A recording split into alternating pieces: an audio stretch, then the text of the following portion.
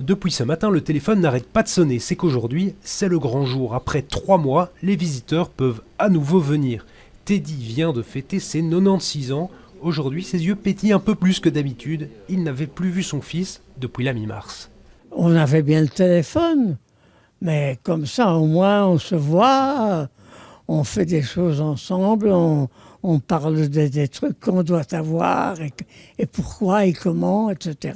Dans l'unité de gériatrie, on a décidé de prendre les visites sur rendez-vous pour espacer les visiteurs. Et il y a des règles, une personne par jour pendant 1 heure maximum, et il faut toujours respecter les distances, pas facile.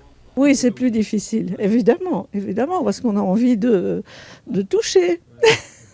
Il y a encore quelques semaines, toute l'unité ici était réquisitionnée pour les patients Covid.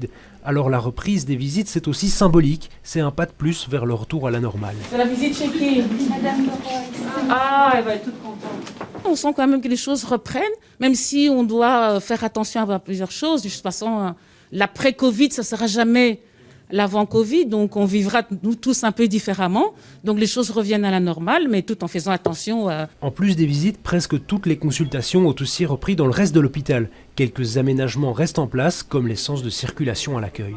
Aujourd'hui, on reprend un rythme normal, mais on refuse et on demande à nos patients de faire attention à ce qu'il n'y ait pas d'accompagnant pour toujours limiter le nombre de patients présents.